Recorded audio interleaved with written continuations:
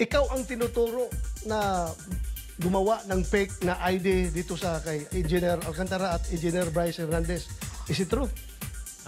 Bago ko po sagutin, magandang araw po sa inyo, Mr. Chair. Diretso na kasi maubos yung time ko. Sagot ka kaagad. Ano po, hindi po ako ang gumawa or nagpagawa po ng mga Sino? po nila. Ako po ang sinamahan po lamang po sila sa membership counter upang magpagawa ng mga cards nila ng membership. Actually, Your Honor, kung mabibigyan lamang po ako ng pagkakataon, pwede po sana na kung ma-retrieve po yung CCTV, nandun po yung occasion na nakapila po silang lahat, pumipirma po, at dala po yung mga So let's go to the point, the main point of the issue. Bakit ibang pangalan nila nakalagay sa ID? Hindi ko po alam yun, Your Honor. Eh kung sila tanungin ko, hindi rin doon alam. Kayo daw nagbigay.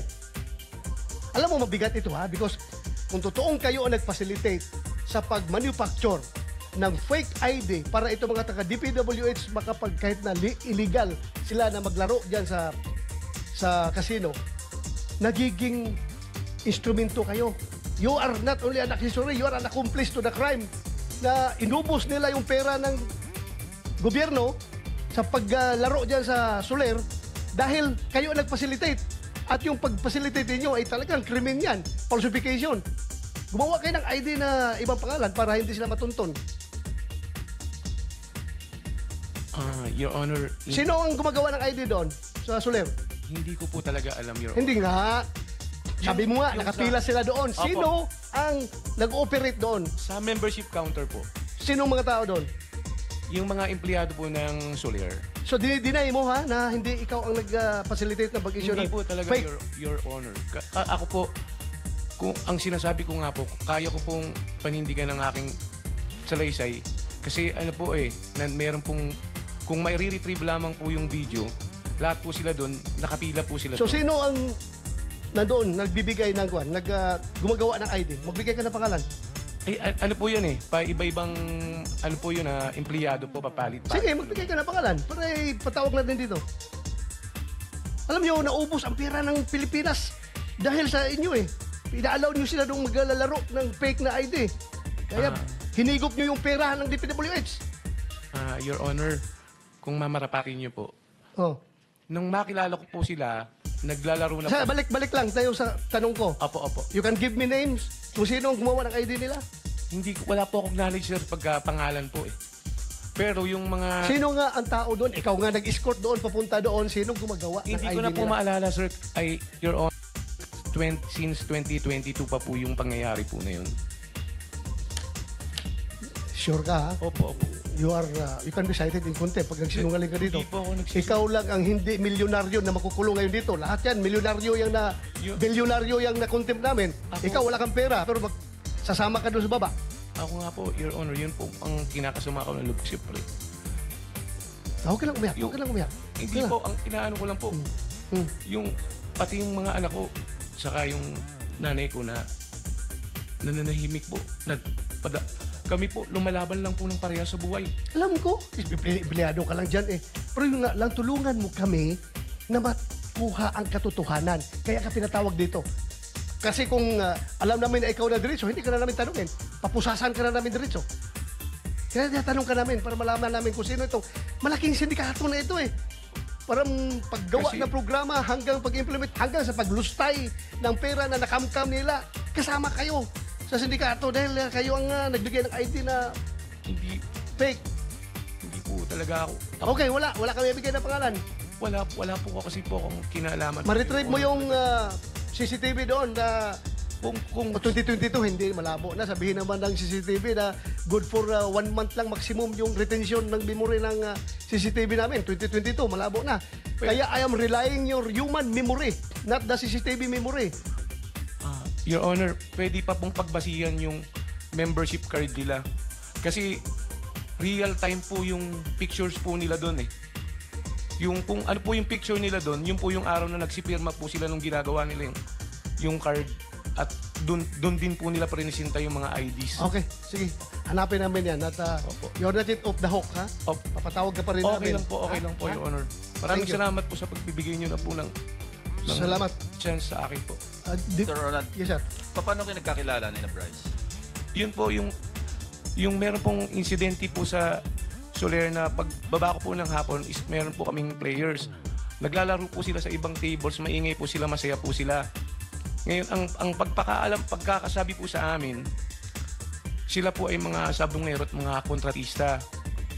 Ngayon po, si Mr. Loren Cruz, may nakakilala po sa kanyang tigas sa kanila, which is pinakilala lang po ako kasi mu-order po sila ng pagkain, na-decline po sila.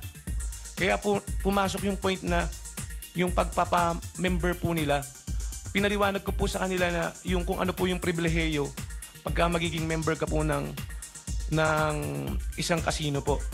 Meron ka pong makukuha na libre pong pagkain, na libre na inumin, na libre na hotel rooms. Basta po naglalaro ka. Sayang naman po kasi kung naglalaro po sila, ma-accumulate po nila yun, makakakuha po sila ng libreng Kailan yan? nung October way back 2022 po, kung matatandaan ko po. Mr. Chair. Opo.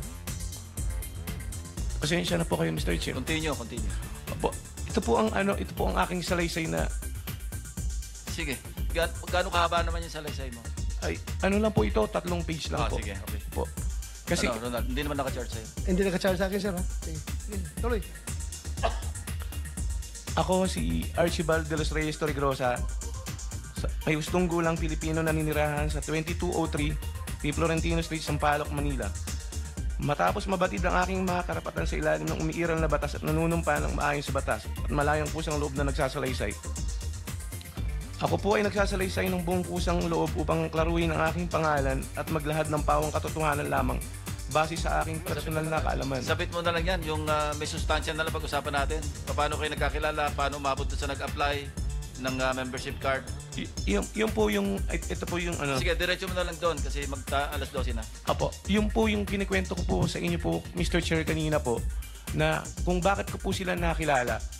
Yun po yung kasi pag araw-araw po ako sa casino, alam po namin yung mga bagong mukha din po doon at mga bagong... Tapos na tayo doon. Paano sila nakapag-apply ng membership card? Magkaiba yung membership Apo, card. bumalik po sila po. Sandali. Apo. Magkaiba yung membership card saka yung fake ID. Apo. Okay, paliwanag mo yun.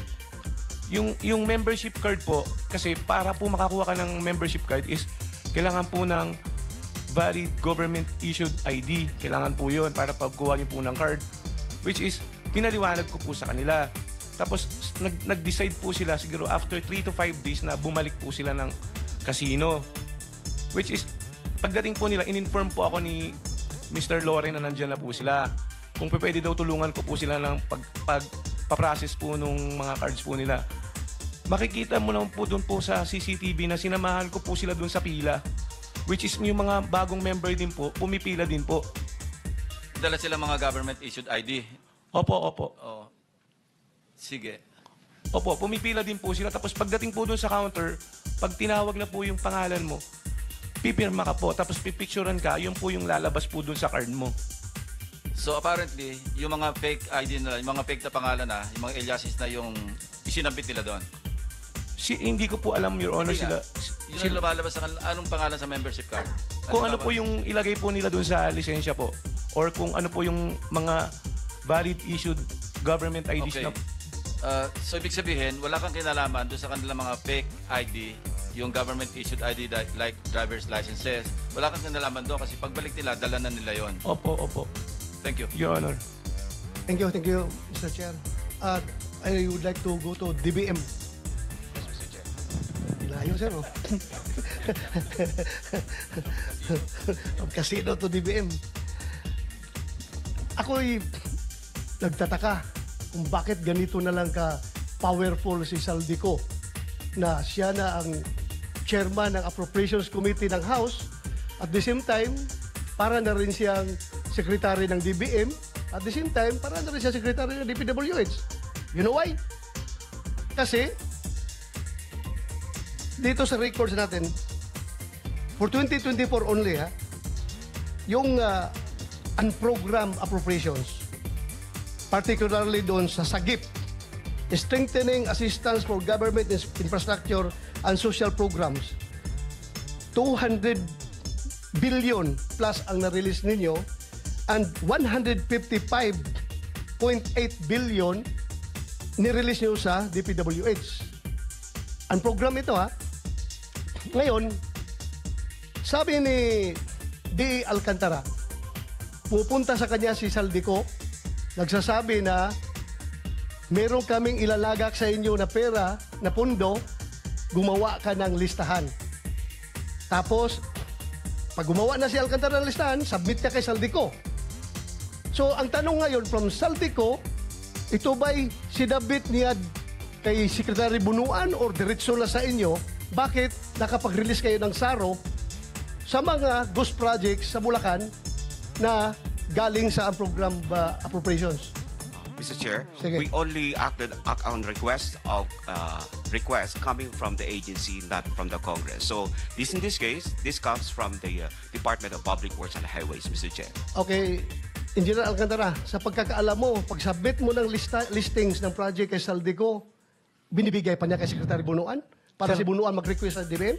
Sir, hindi ko na po alam yung after nung nagbigay po ko itong Saldi. Hindi ka nagtanong? Hindi na po ako nagtanong. Basta sa kanya ko lang po pinapasa by Viber po.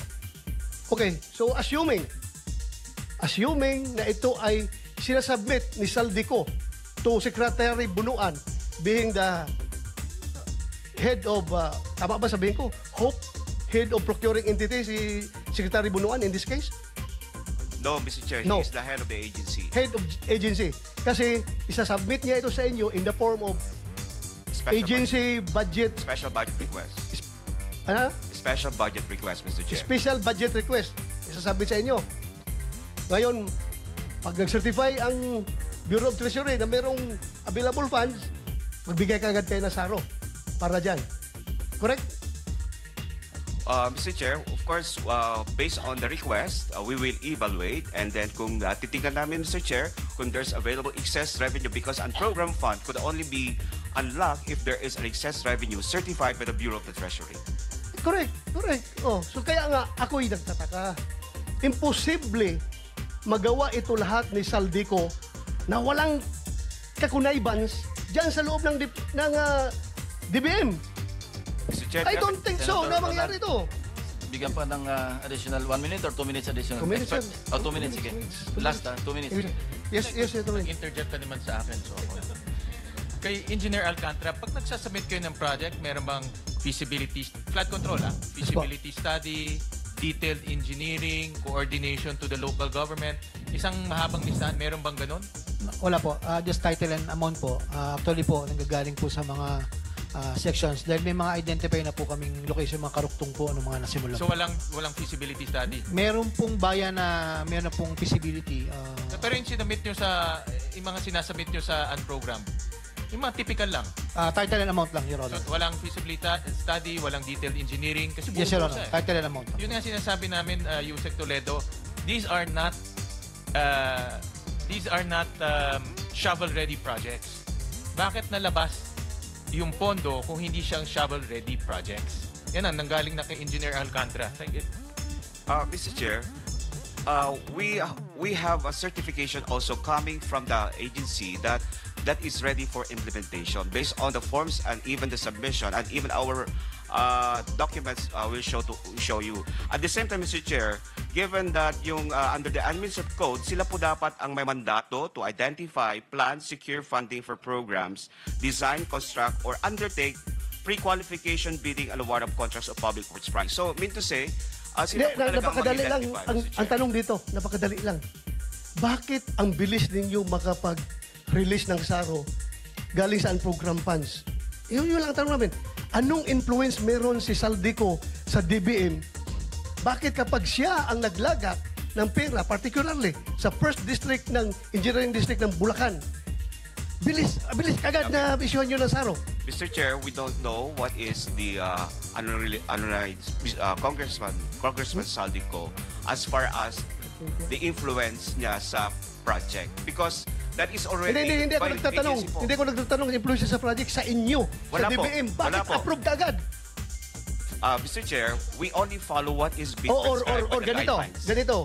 Baka hindi ay ikaw nilalapitan. Baka yung boss mo. We don't know that. Huh? I don't know, Mr. Chair. Ganito lang. Bakit nagwa-wonder ang Pilipino? Bakit ang bilis ninyo makapag-issue ng SARO doon sa mga unprogrammed projects na nagiging ghost projects? Ito ang tanong talaga eh.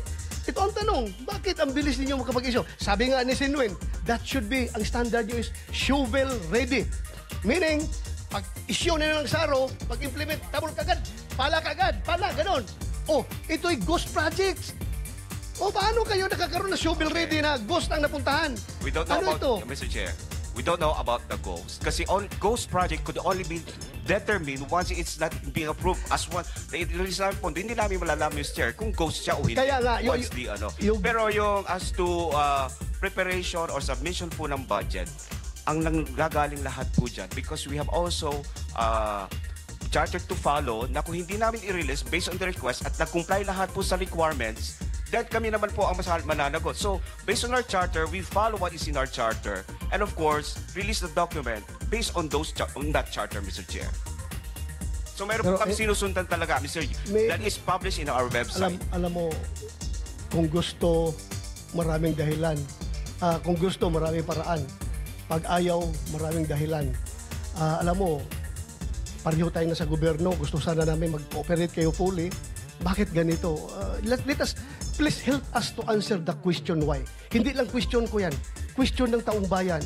Kung bakit kapag mga project na gusto ni Saldico, ang bilis ninyong maka-issue ng SARO. Yun lang akin, ha? Ay, hindi kita pinupult, Mr. Yusek, ha? Hindi ikaw ang may kasalanan.